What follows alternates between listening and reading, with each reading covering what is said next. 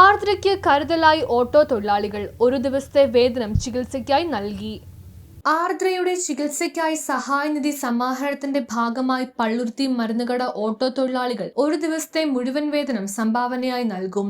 LKG വിദ്യാർത്ഥിനിയായ ഒരു കൊച്ചുകുഞ്ഞിന്റെ ചികിത്സയ്ക്ക് ആവശ്യമായിട്ടുള്ള പണം കണ്ടെത്തുക എന്ന ലക്ഷ്യത്തോടെയാണ് നാം ഇന്ന് ഇവിടെ ഓട്ടോ തൊഴിലാളികൾ എല്ലാവരും കൂടി അവരുടെ ഇന്ന് മാത്രമല്ല തുടർച്ചയായി ഓരോ ദിവസങ്ങളിലായി ഓരോ ഡ്രൈവർമാർ അവരുടെ വേതനം നമ്മുടെ ഈ കൊച്ചു കുഞ്ഞിന് വേണ്ടി കൊടുക്കാൻ വേണ്ടിയുള്ള തയ്യാറെടുപ്പാണ് ഇന്നിവിടെ തുടക്കം കുറിച്ചിരിക്കുന്നത്.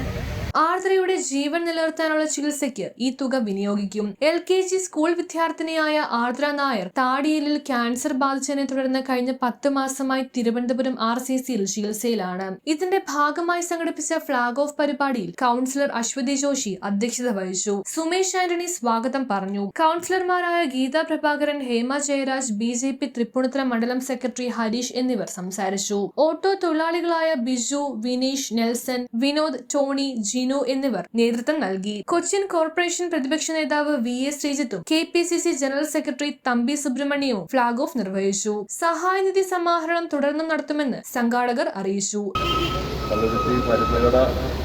ഓട്ടോ സ്റ്റാൻഡിനെ സംബന്ധിച്ചിടത്തോളം എല്ലാ കാലത്തും ഇതുപോലെയുള്ള പ്രവർത്തനങ്ങൾ ഏറ്റെടുത്തിട്ടുള്ള ഒരു ഓട്ടോ സ്റ്റാൻഡാണ് തൊഴിലാളികളാണ്.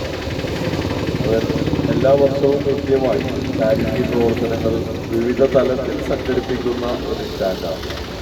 എല്ലാ പരിപാടികളിലും പങ്കെടുക്കാൻ സാധിക്കുന്നൊരു പൊതുപ്രവർത്തകനുമാണ് എന്ന നിലയിലാണ് ഞാൻ ആധികാരികമായി തന്നെ അത് സ്വീകരിക്കുന്നത്.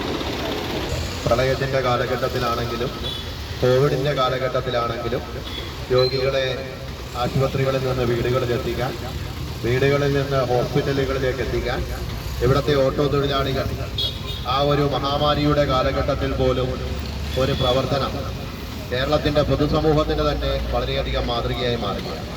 News bureau, Palluruthy.